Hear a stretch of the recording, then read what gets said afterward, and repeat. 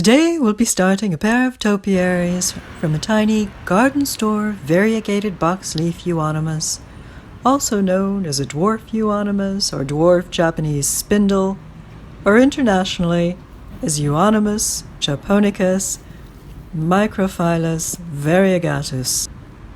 As a bonus, after clipping the topiaries in the Tuileries Garden here in Paris, we'll head back to my place to plant the cuttings we get in a terrarium with an eye to growing even more. So come along! Welcome to Velvet and Toads, where you'll find 2 or 3 videos per month on everyday nature, home and garden in France, where I've lived for years with my French husband. Hopefully, you'll like what you see and subscribe. It's springtime in Paris, and I've been itching to get out in the fresh greenery. As I've mentioned before, the Tuileries are the closest thing I've got to a backyard. But I'm not alone in that. We just need to find a quiet corner where we can clip our topiaries.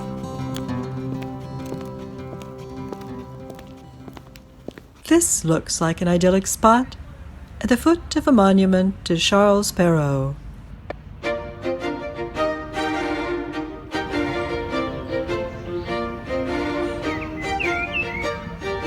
The author of the Tales of Mother Goose, and the first to popularize such folk tales as Puss in Boots, Cinderella, and Sleeping Beauty.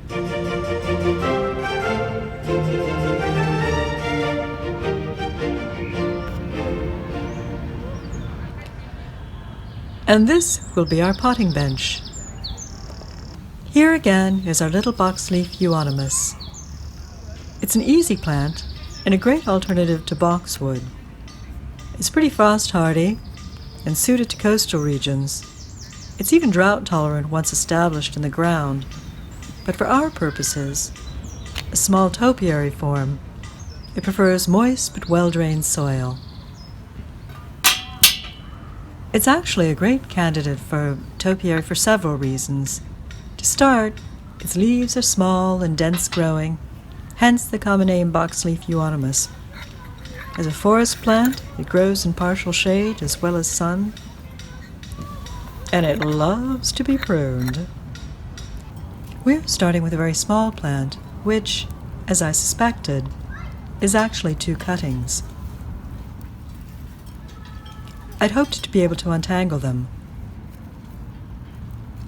but it looks like I'll have to cut right through them.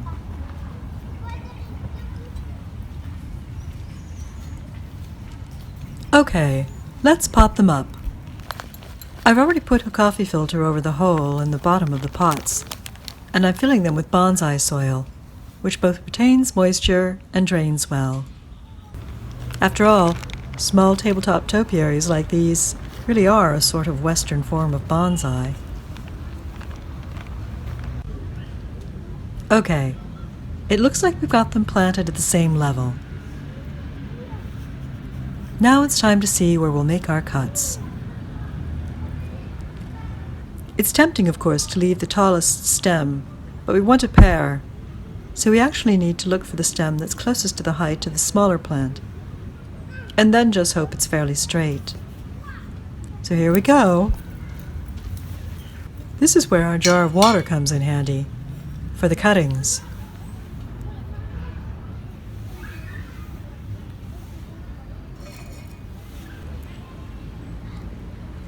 Clip as neatly and closely to the stem as possible.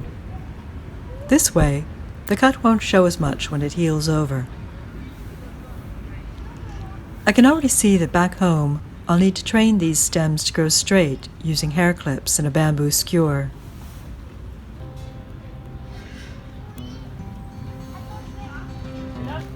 Let's see. How do they look?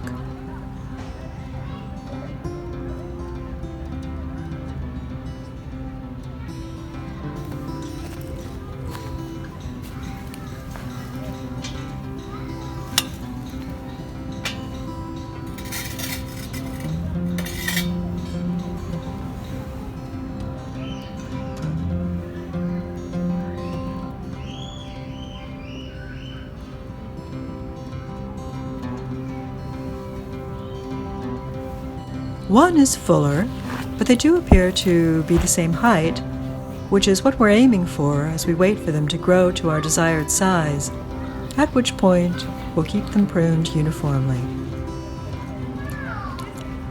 Now it's time to top dress them with gravel. This is simple gray aquarium gravel.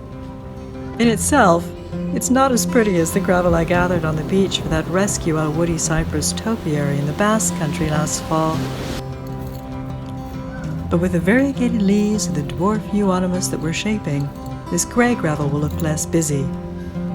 Besides, it's more the color of our environment here in the Tuileries, n'est-ce pas?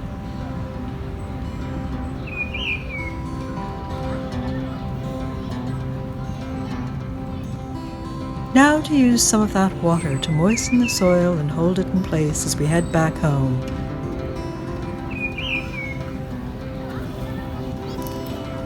Are you coming? Let me know with a thumbs up.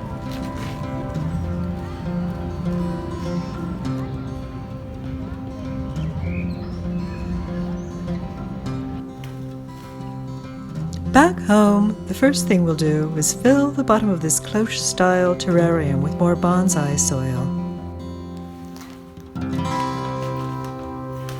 And moisten it. I had a gnat issue recently due to some bad potting soil, and gnat larvae kill the fragile roots of cuttings. So I'm actually going to sterilize this new soil in the microwave for a few minutes just in case. At this point, I'm not worried about losing microorganisms in the soil. I just want a sterile growing medium that retains moisture but drains well.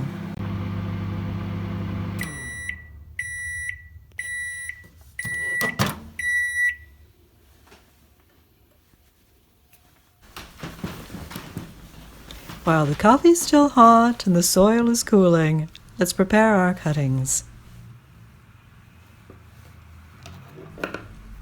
We'll need to snip off the bottoms right below node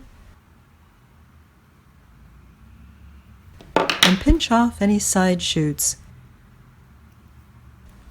as well as all but a few of the upper leaves.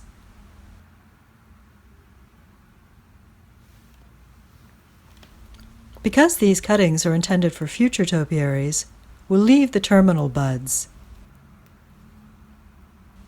Hormonally, it's harder on the cuttings, and our success rate might be lower.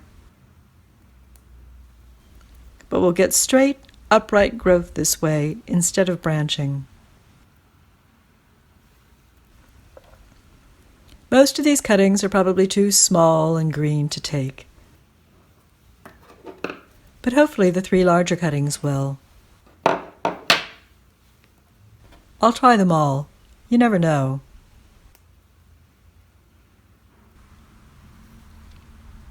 In keeping with the theme of the Japanese plant and the bonsai soil and scissors, I'm using a chopstick as a dibber. I'm sticking some of the longer curved stems in at an angle, so the upper part of the plant will stand straight.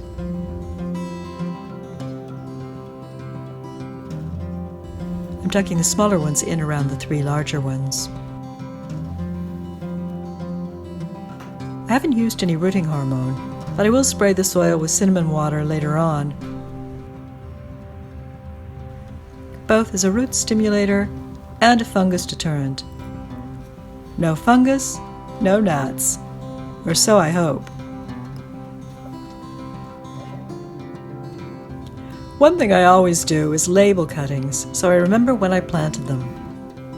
That way I can track their progress and have a better idea next time of how long it takes each plant to root under my specific conditions.